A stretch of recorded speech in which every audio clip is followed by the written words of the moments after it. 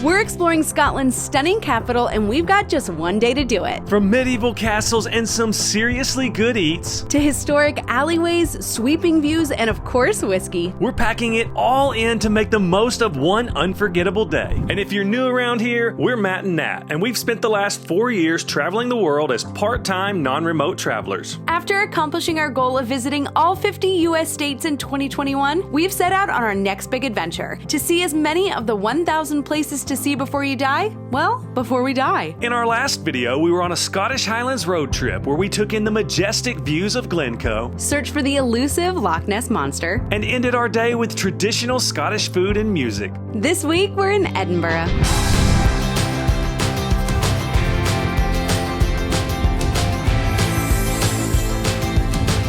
Traveling abroad used to mean hunting down SIM cards, paying outrageous roaming fees, or just hoping for decent Wi-Fi. But thanks to today's sponsor, Sim Local, you can skip the stress and stay connected the moment you land. So that means no shops, no delays, just instant mobile data. Sim Local offers affordable prepaid eSIM plans that keep you connected without the hassle. You just download the Sim Local app, pick your destination and plan, and follow the step-by-step install guide. It's quick and beginner-friendly. Plans start at less than $1 per gig, or you can get up to 80 gigs for just $19. And every plan includes talk, text, hotspot access, and coverage through EE, which is the UK's fastest mobile network, available exclusively to travelers through SimLocal. It's one of the easiest ways to stay connected while traveling, and most of their UK plans even include up to 18 gigabytes of roaming across Europe at no extra cost, which is perfect if you're planning a multi-country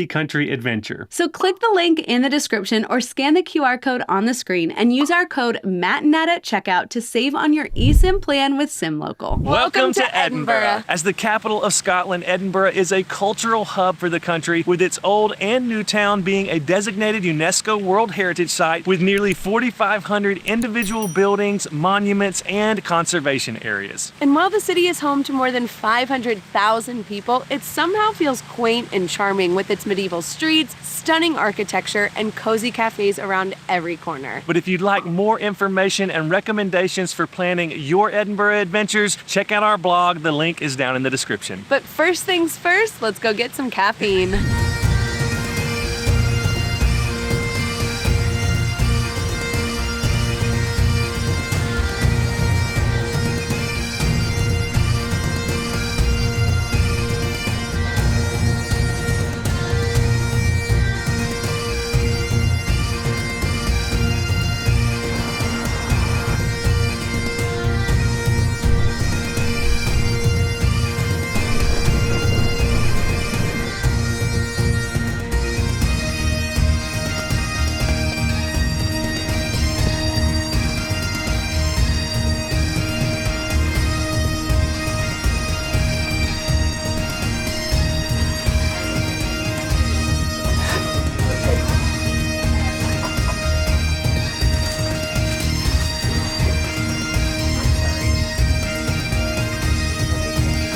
Buttery, it's flaky, it's messy, it's gotta be good. And it is. I asked for the cinnamon roll, mistakenly thinking this was that. It is a pecan caramel roll with cinnamon in it.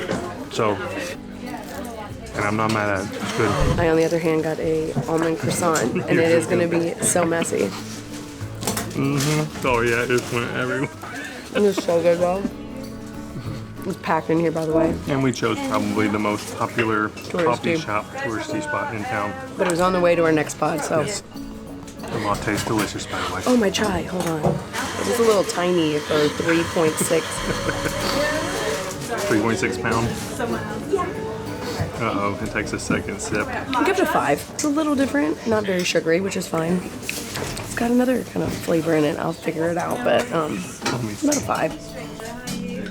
Kind of tastes like throat coat, so maybe a licorice or something.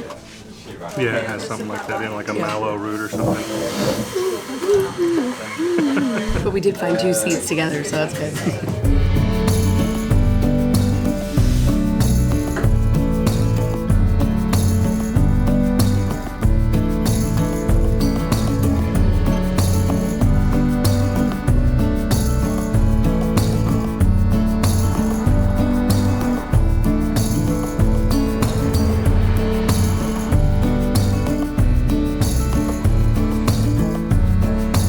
So this Milkman is very iconic just because of the building, but it is very tiny and has like 3 seats, I think. Which is why we went to the one that's not even a couple hundred yards down the street, same food, same coffee, and you actually have seating. But then you can come right up the road and get your photos and get a look at the more iconic one.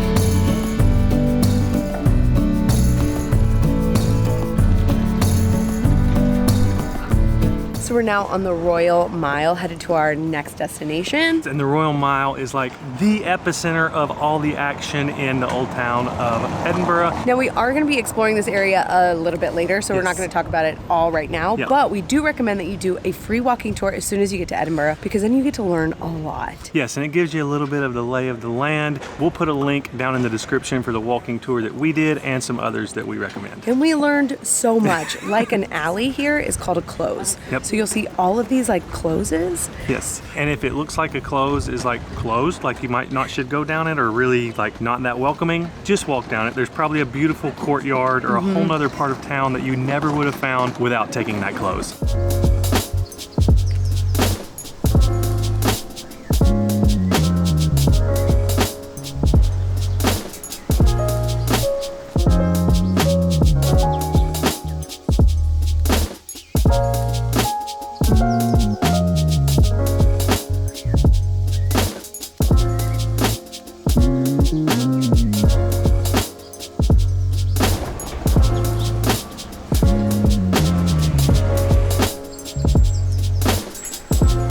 So pre-booking tickets is absolutely necessary for this experience. We would say to skip the line, but all these other people bought tickets online and they're waiting in line as well. So you might not get skip the line privileges with your pre-booked tickets, but I think you do save a little bit of money and you guarantee yourself a spot to go see one of the most popular and kind of must-dos in Edinburgh. The Edinburgh Castle.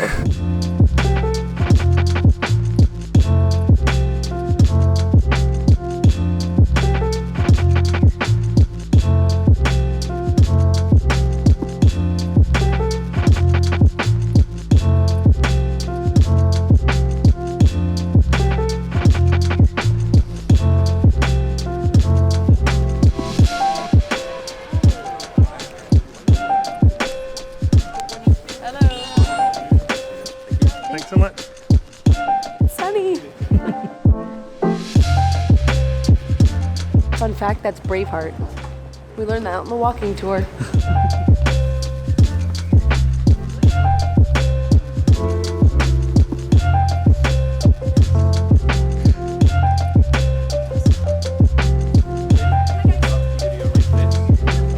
Guys, I messed up.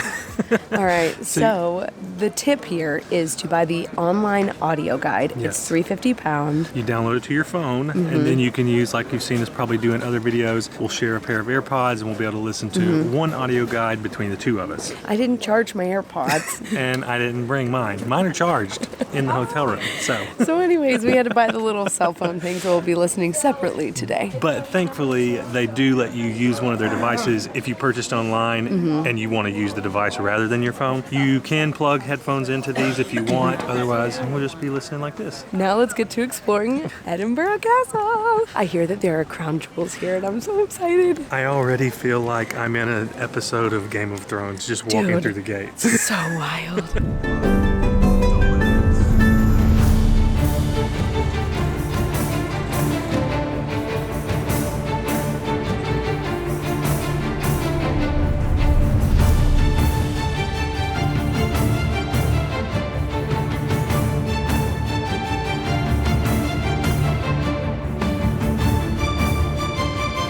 I love that you can hear bagpipes playing off in the distance. It's just, it feels like you're in a movie set. It really You know what I does. mean? Absolutely And I love it. incredible. I am pretty obsessed with Edinburgh and we've just started exploring.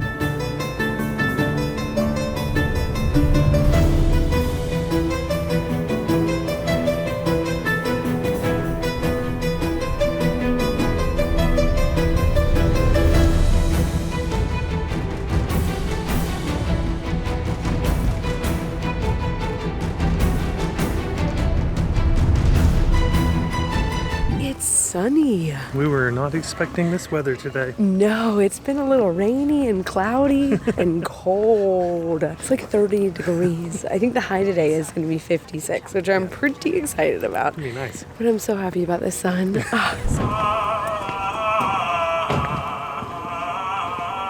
Inside this tiny chapel, generations of royalty have knelt in prayer.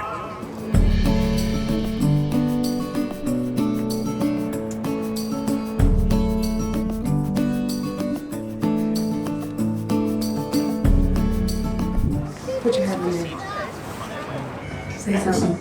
Hello. It's so good.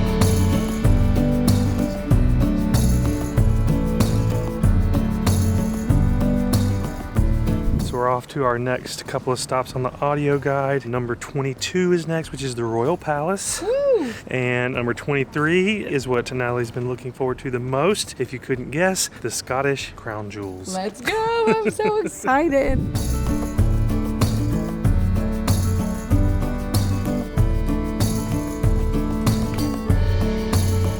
Sorry, guys.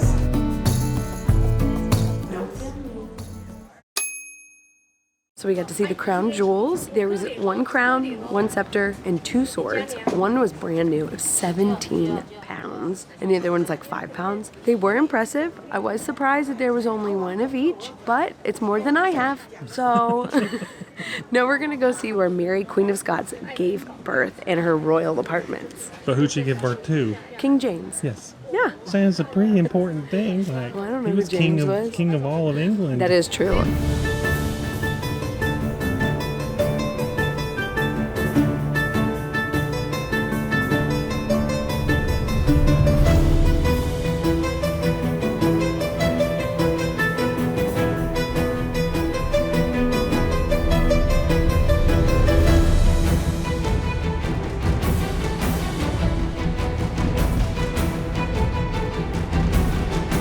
So we just checked out the Royal Palace. We got to see the hall. We also got to see where James the Sixth, but also the first of England. Anyways, he was like the king of all of them. Yes, Mary, anyway, Queen of Scots' son. Yeah, he went to become king of England and Ireland, and then they say the royal blood is from that line, right? To this day. So, So interesting. the English line is actually a Scottish line. Yep.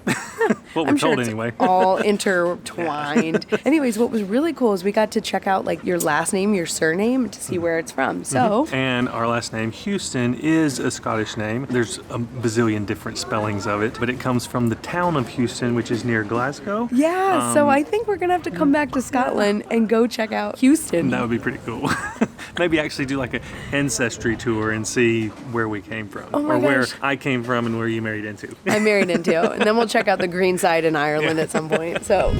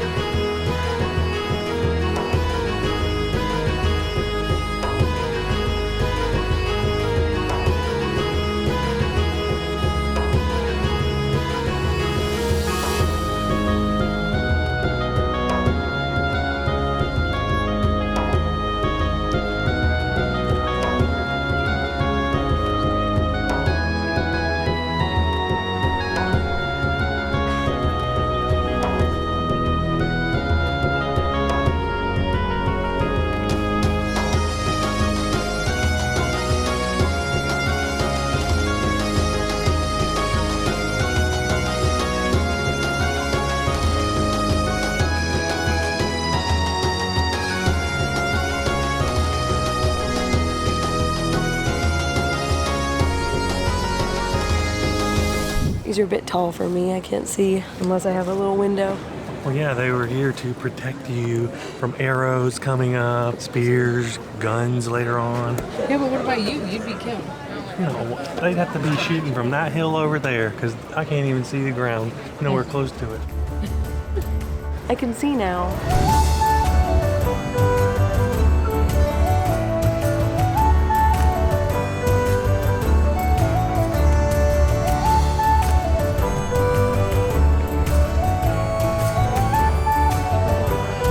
This is why you get here early. Our reservation was for 9:30 this morning. We're now coming up on noon, and it is packed.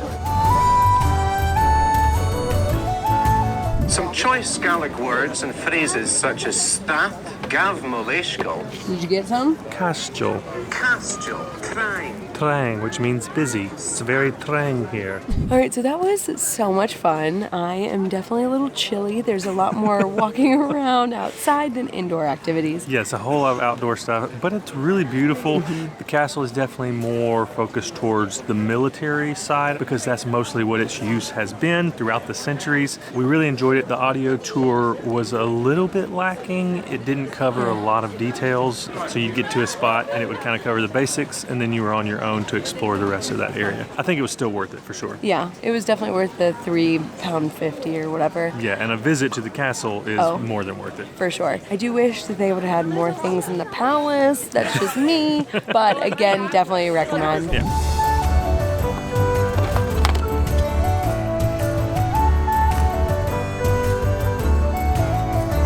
These phone booths are original to the castle, obviously, 1500s. We didn't see any of them working in London, so these actually work. Look at that. Oh, I don't think it does.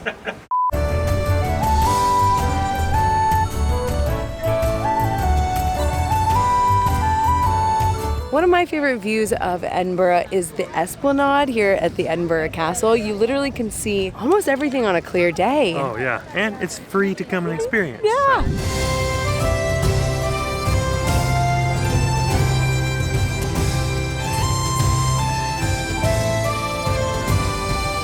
The Royal Mile is a historic street that runs through the heart of Edinburgh's Old Town, connecting two of the city's most important landmarks, Edinburgh Castle at the top, which we just left, and the Palace of Holyrood House at the bottom. And it's actually a little bit more than a mile, about 1.1 miles, but it got its name from being the traditional route of royal processions. Along the Royal Mile, you'll find a mix of historic sites, shops, pubs, and hidden alleys, which, as we said earlier, are called closes, making it one of the most iconic streets in all of the city. So let's go.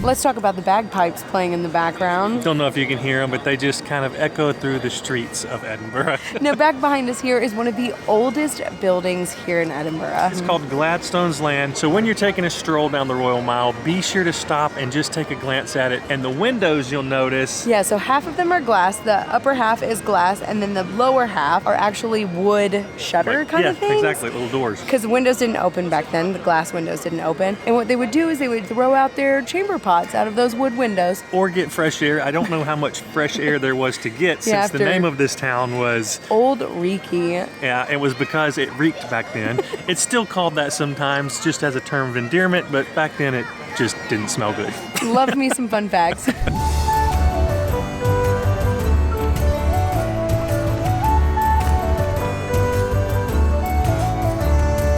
We're getting postcards for our patrons, who are an incredible group of people who support our channel. And if you want to become part of our Patreon family and get goodies like this, definitely check out the link down in the description. We would love to have you part of the family.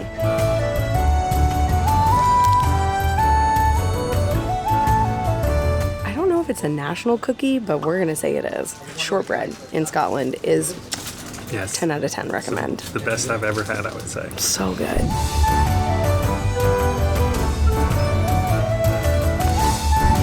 What'd you get? Along with the goodies for our patrons, I got some goodies for myself. So, you know, I couldn't say no.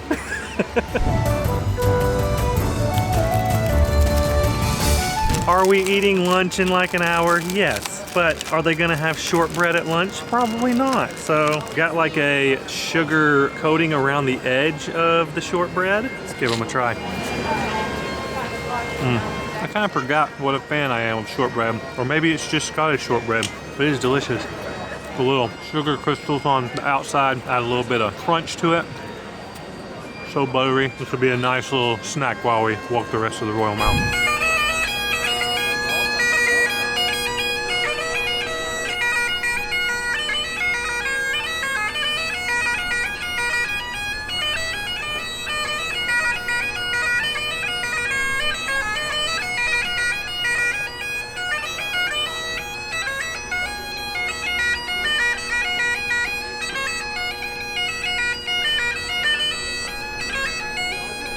Another little fun story for you while we eat our shortbread. This right here, Deacon Brody. He is the inspiration for the book Jekyll and Hyde. Yeah, so he apparently, just like Jekyll and Hyde, had two sides to him.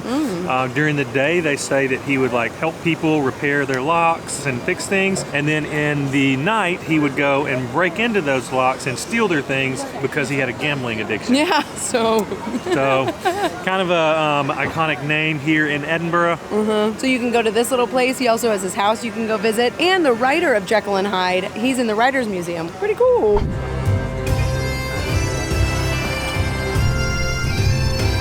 These three brass plates right here on the corner of the street mark the site of the last public execution in Edinburgh. It was George Bryce, who was a murderer, and he was executed here on June 21st of 1864. So if you couldn't tell, we learned a lot on our walking tour. But back behind us here is a well. You'll see them all up and down the Royal Mile. Some of them are decorated with spouts for horses. Some of them are more ornate than others, but keep an eye out for those when you're walking down this street.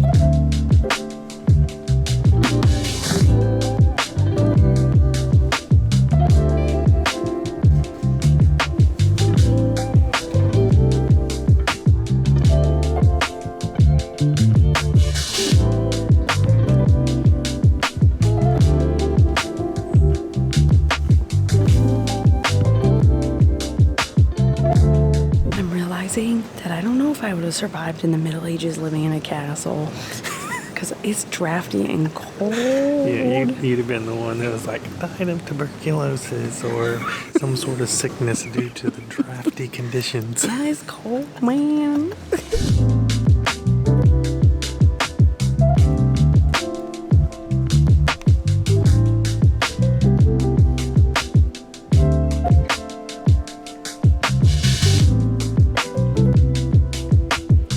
When you're in front of St. Giles Cathedral, you'll see a heart-shaped made out of stones. And so the first day we were here, I made Matt stand in the middle of it and kiss me. And then we found out that it's not great. No, it's more customary to spit on the center of the heart. I can't remember the exact reasons, but I do know that it is at the site approximately of where the doors to the old jail were. So yeah, I mean, fun fact. You can kiss on it like we did or spit on it. You let us know in the comments what you do. If you look, you can see spit on the heart as we're standing here.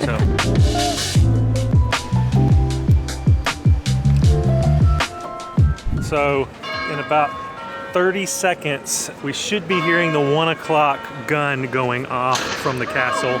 Maybe that's why they have the bells go off early, because they're, like I said, about 30 seconds early. Isn't it a cannon? Cannon, gun, something like that.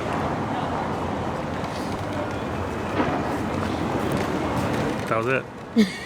It was very quiet.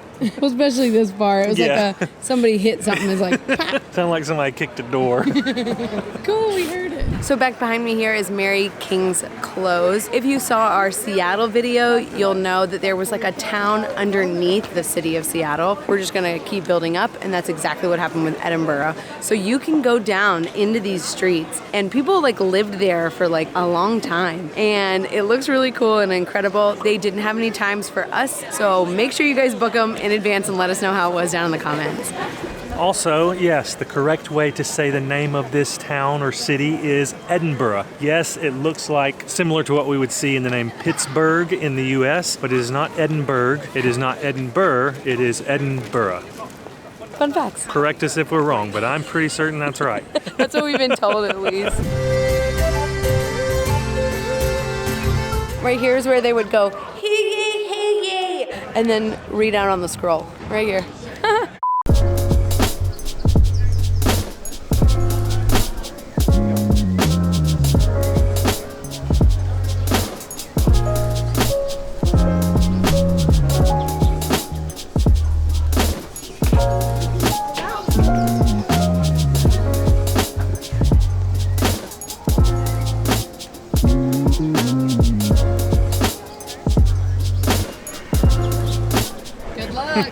Supposedly rubbing his big toe brings good luck. That's why it's so shiny. I did it with my gloves on. Look at that. OnlyFans.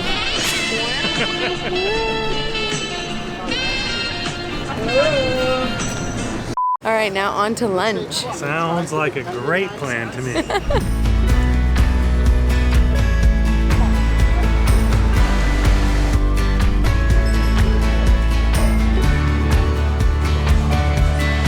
I got a nice cold glass of iron brew. If you watched our Caledonian sleeper train video, you know I had it for the first time ever in their lounge. But now that I know it's a Scottish thing, I knew I had to have it with lunch today. Even our server today said he has no idea what the flavor is. It's just good. So cheers. Yeah, it's just good. I still say it's some kind of cream soda. I've heard people say it's a ginger something. Again, nobody really knows. My favorite fact about it was that Coke is like #1 in pretty much every country except for Scotland. Iron Brew, #1. Good for you guys. And I ordered an apple teaser. I asked our waiter what it was and if it was from here, and he said anywhere he's gone, they haven't had it. So maybe? So I don't know. But I'm pretty excited about it. It's supposed to be like apple juice with a little sparkle in there. I could do without the ice today, if I'm being honest.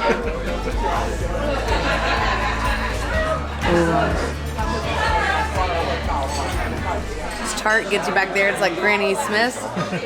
Delightful. You gotta try that. It says it's from Brussels, Belgium, but I don't know. So the concept here at Makars Mash, where we're at for lunch, is that you order a meat or main. They also have vegetarian options, and then a mash. They have a wide selection of different mashed potatoes with different flavors infused in them and all that kind of stuff. But for my meal, I got the slow-cooked beef shoulder with a rich horseradish-infused gravy, and by our waiter's recommendation, I went with the Applewood smoked cheddar mashed potatoes. And if you know me, you know I love mashed potatoes, and I'm excited to be here. I ordered the slow-cooked lamb shank with infused tomato, rosemary, and red wine sauce. I got the basic, classic Scottish mashed potatoes. Pretty excited about it. This is dairy butter on it.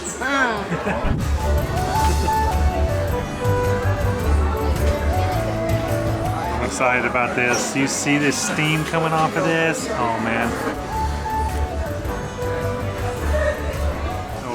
You could see how tender that beef was. It just literally falls apart with the fork. The mashed potatoes are nice and creamy, just a touch of smokiness from that Applewood smoked cheese. And then the gravy is just heavenly. That's wonderful. He's going in for a second. I'm starting with my salad on the side because I'm a healthy girl. Oh, it's like a cabbage slaw, very vinegary. Probably to help balance out all of the richness of the gravy and mashed potatoes and all that. It's really good. I'm gonna try this one too. Ooh, that one's a little sweeter. I'm okay. Oh wow, that's so tender. We don't even need a knife. I'm just gonna do the meat first. Oh my god, incredible. You can definitely taste the rosemary infused meat, mashed potatoes. Delightful. I was a little nervous because it's a tomato sauce, and I usually like brown gravy, but this place is hitting the spot. Make your reservations. Like, we made reservations, and people are still having to wait, so I can't recommend it enough. I'm so excited.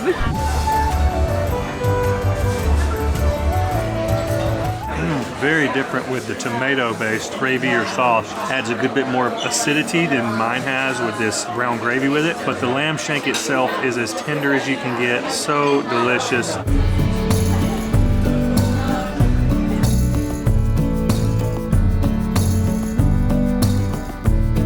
Lunch was absolutely delicious. Really good, guys. I can totally see why this place is popular. Now that we've got something on our stomachs, let's go try some Scotch whiskey. Let's go.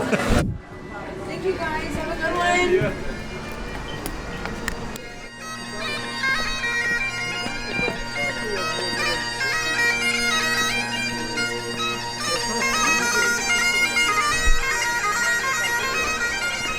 All right, we've made it just in time for our tour. Let's get into it. Welcome to the Scotch Whisky Experience. It's my pleasure to take you through a journey on how we make single malt Scotch whisky. I thought we were moving because it was like very immersive. I started getting motion sick. I know. It was cool.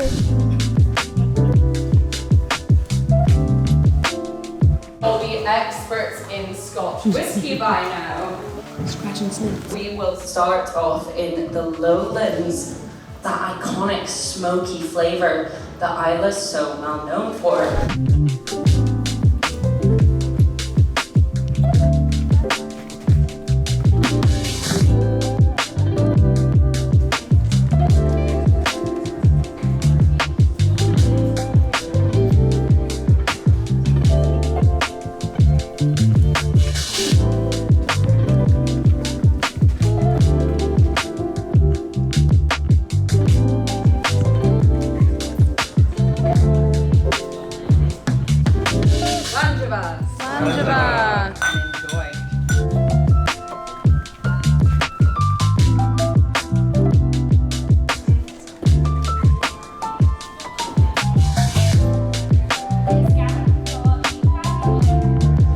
Whiskey tasting time.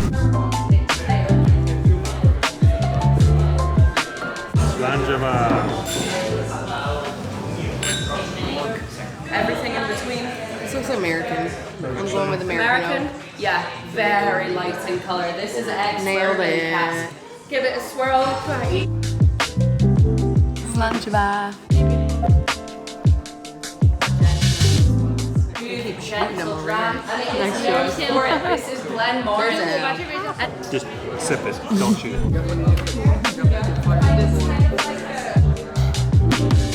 Success.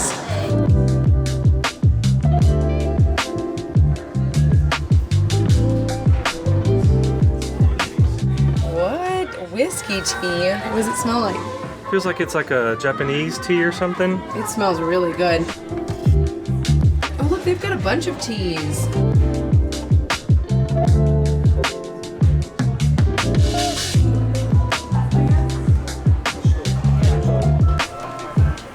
Guys, that was such a fun, immersive experience. We were running late, if you couldn't tell. We literally had to go straight into the room. They were like, any 230s gold? And we were like, yeah, That's right us, here. that's us. And they started immediately, so. Given they started very promptly because we were actually 2 minutes early. Oh, were we Yeah, really? we were running late. Oh, wow. But yeah, it was a great experience. I can see why some people would refer to this as Malt Disney World, because it's kind of like if you've ever done or even watched our Ireland videos, but if you've ever done the Guinness Storehouse experience in Ireland, it's kind of a much smaller scale version of that for Scotch whiskey, but it was a really cool experience with kind of the immersive aspect to it, so definitely recommend it. It was really well done. I learned a lot. Yes, we we got did. to try a bunch of things. We Yeah. definitely recommend going with the gold option Yeah. because we did get to try a bunch of different Yeah, we ones got to taste a total of 5. Yeah, we got to taste a total of 5 different whiskeys. from all of the different regions, which Yeah. was really awesome. Yeah, we booked our tickets with Get Your Guide. We'll put a link for that booking down in the description because you'll definitely want to book your tickets ahead. Now let's go back out in the cold.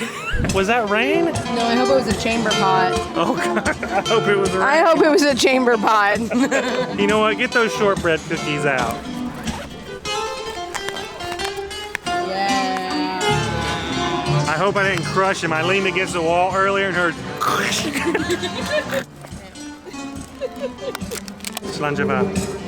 It's probably supposed to only do that with drinks. I'm sure people will let us know in the comments, but Slanjava. We might as well. Slanjava. Slanjava, last 2. Let's see what you think.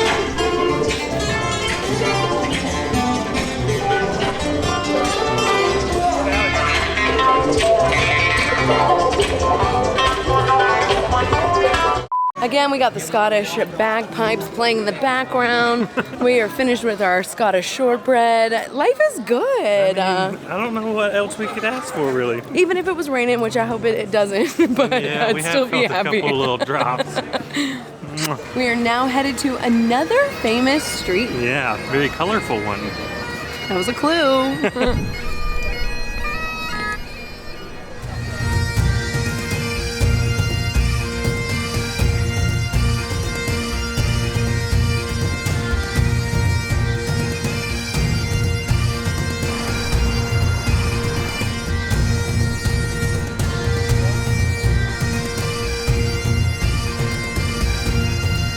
So we're now on Victoria Street, which has supposedly inspired J.K. Rowling for Harry Potter's Diagon Alley. Oh, I could see that. Yeah. It's very colorful. Lots of little shops and bars and restaurants here. Perfect place to come for a late afternoon stroll, exactly like we're doing. What do they call a late afternoon stroll in Gaelic? Gaelic. I think it's saying garlic, but in a different Gaelic. accent. I'm like, Gaelic.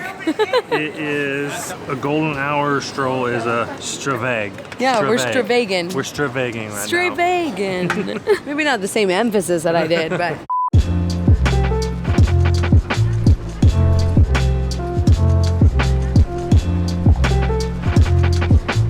So if you're a Harry Potter fan, Victoria Street is where you need to be. Edinburgh as a whole, really. Honestly. They've got a Gryffindor hoodie outfit over There's also a museum that you literally have to wait in line for. Yes, and they sell like officially licensed merchandise. The Elephant Cafe says it's the birthplace of Harry Potter, which I don't know really about, but they do sell butter beer, but it's butterscotch beer because they can't say butter beer.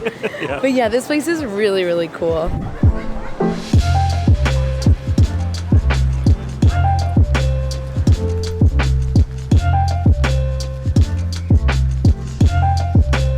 So it seems like we're on a Harry Potter roll right now. But we're at Greyfriars Cemetery, and J.K. Rowling got a lot of her inspiration for the names of Harry Potter books, or like characters in the books, from the cemetery. Yep, so we're gonna go look for at least one of the graves, right? Yeah, there's Moody, Tom Riddle, Potter, McGonagall. I think there's more, so let me know down in the comments. But it's super cool. She was just like roaming around the getting graveyard. inspo.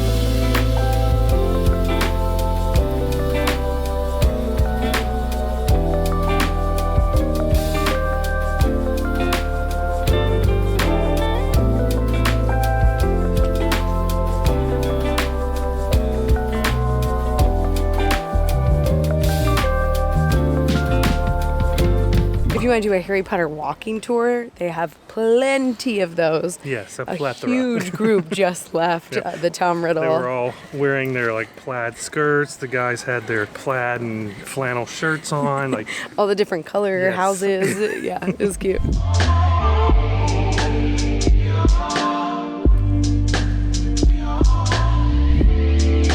Thomas Riddle, bad boy, Lord Voldemort.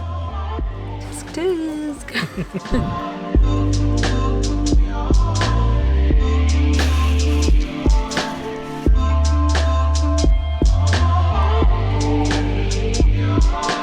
crazy they had to put bars over graves to prevent the grave robbers from coming in and stealing the bodies and selling them to the anatomy classes, I guess at the colleges in the area. I'm sure this happened all over the world, but that's just wild.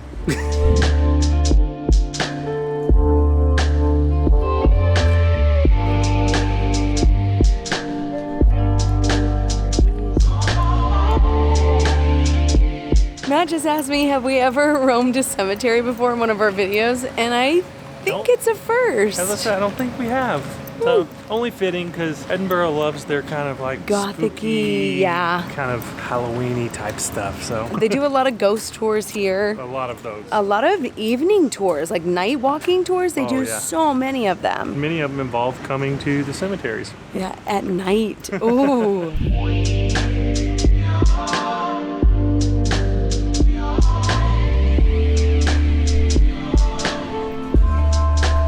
I'm a little disappointed we didn't find the Potter on a tombstone, but there is the cutest little dog statue that I'm pretty excited about. So the legend is that there's a dog, his name was Bobby, is that right? And his owner passed away and was buried in the Greyfriars Cemetery. Well, Bobby hung around and stayed with his owner for 14 years after his passing, never left his side, slept on the grave, hung out on the grave until he passed again 14 years later. They now have a monument statue outside and you can rub his little nose for good luck, I guess.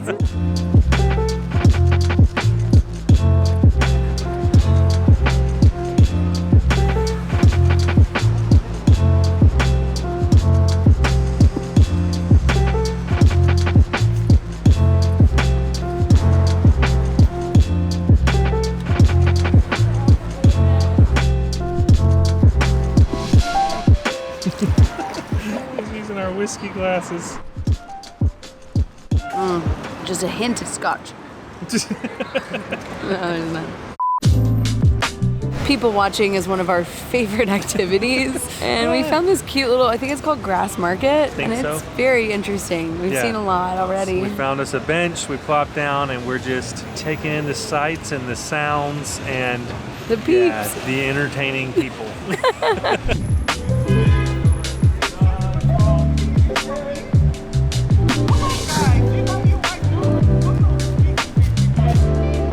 Guys, so much happened. A busker yelled at some tourists for taking a photo and video, which we have our own opinion about that. Like, they're kind of in public places. I get it. It's the common courtesy. So if you want to take a photo and stuff, I get it. But also, he also judged how much they put in the thing. Yeah, he like yelled at them for not giving anything, and so pressured him to. Then they gave something, and then he wasn't good enough, and it wasn't good enough, and he kind of cussed at him. So yeah, that was interesting. And then a poor dog had diarrhea everywhere, and the guy was picking it up for a while. And Matt made a joke that it was keeping his hand warm. Anyways, that was a good little time. I really enjoyed it. Nice little break, people watching.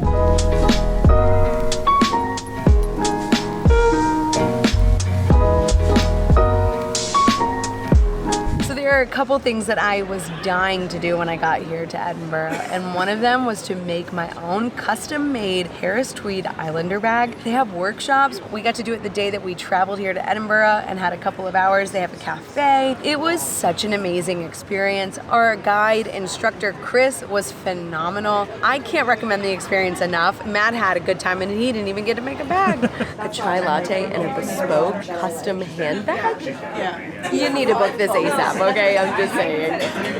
And now back to your regularly scheduled program. But these are stores around Edinburgh that you can go in and actually like purchase the bags, so you don't have to make them. I definitely recommend the experience of making them. So let's go check out the store because I love my bag so much.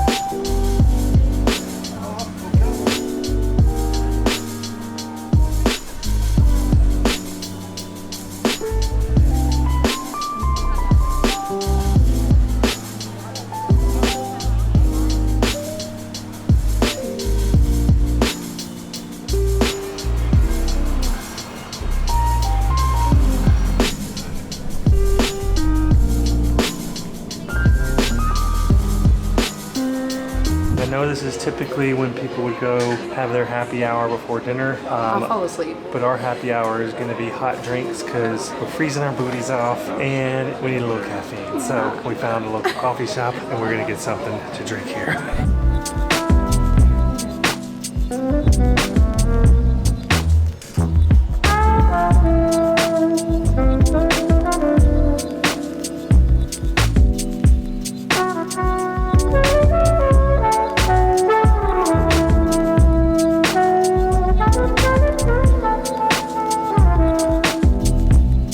I'm so warmed up and cozy, and I feel like that's just what Edinburgh is. Like, get a book, cozy up in a cafe. Yep. Oh, even if it is a rundown tourist cafe, the views outside the window of the Royal Mile were excellent for people watching, and we didn't have to freeze our butts off to do it. No. Off to our dinner reservations.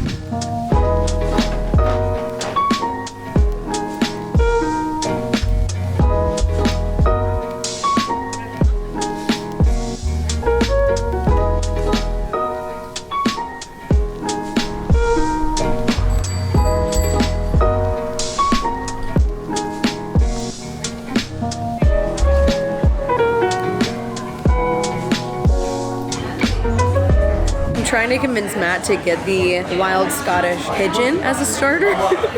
But I know for a fact he'd make me try it, so I don't know. Also, I don't think it's like the street pigeon she's thinking of, like Edinburgh pigeon. It's probably more like actually out in the wild, not eating the garbage and leftover scraps from tables. We don't know that though. True, we do not know. They could catch him real local.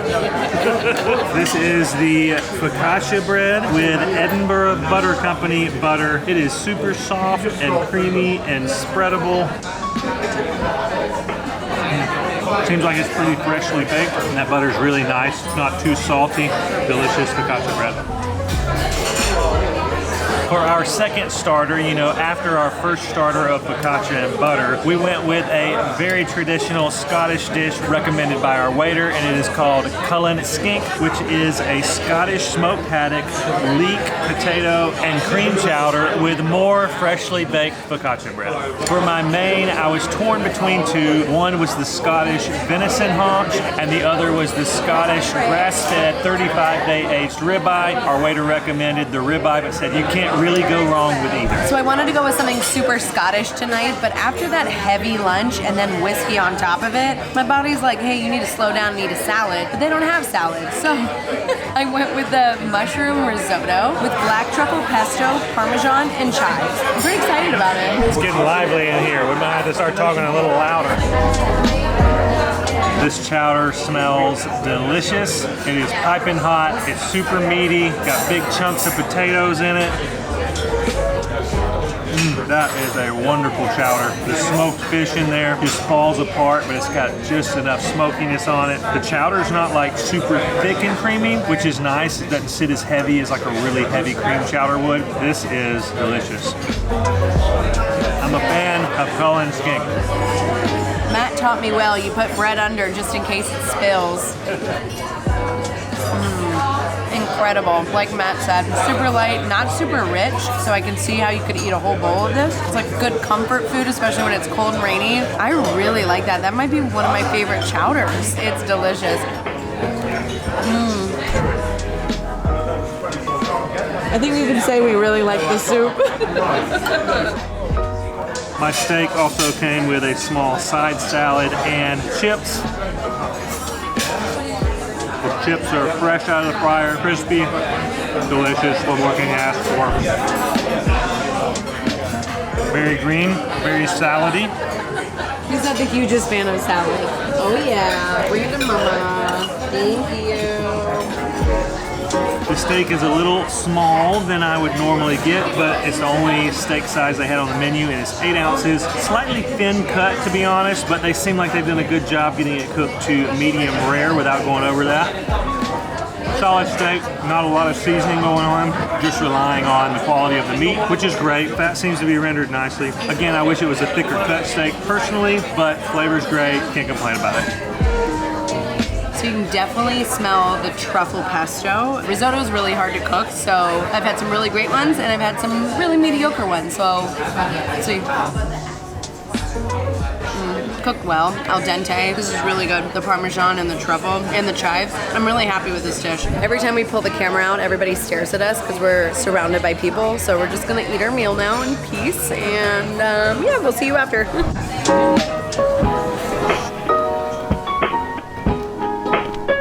So dinner was good, not great. Yeah, unfortunately so. But I think the move, if you do decide to go here, is to go with one of the more traditional Scottish dishes, because the Cullen Skink was honestly fabulous. So good. And they have award-winning haggis, and we saw a lot of people getting like the roast and potatoes and the casserole. Yeah. So yeah, if you do come here, don't make the same mistake that we did. Just go with the traditional Scottish dishes. No, it definitely didn't put a damper on our time. Not we even have close. fallen in love with this city. Oh my gosh. It really is an incredibly beautiful city. It's like you're walking on a movie set around every corner. So if you ever get the chance to visit, we can't recommend it enough. And we hope that we've helped you plan your trip to Edinburgh. And if you need more tips and recommendations for planning your trip, check out our blog. We've linked it down in the description. And we'll see you guys on the next adventure.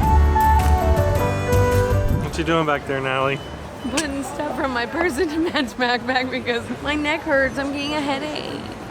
My little show horse isn't used to doing any work. She gets uncomfortable when she has to carry things. Matt says I'm a show horse and that he's a work horse. Two kind of horses in the world, show horses and work horses, and I'm the work horse, she's the show horse. Okay, that's a lot better. Thank you. I'm ready to go now. Oh my gosh, what you have in there? I know it's heavy, dog. You really think it's heavy? And the other one's like 5 pounds. It was impressive. It was impressive. Now we're gonna go see where. So funny. And I ordered an appetizer. Apple teaser. Apple teaser. I don't know what it is. If I can get any of it. customize it and have a Harris. Is that a cough? Oh. I think she's dying. She's okay, which is good. Okay, where was I? I gotta start from the beginning.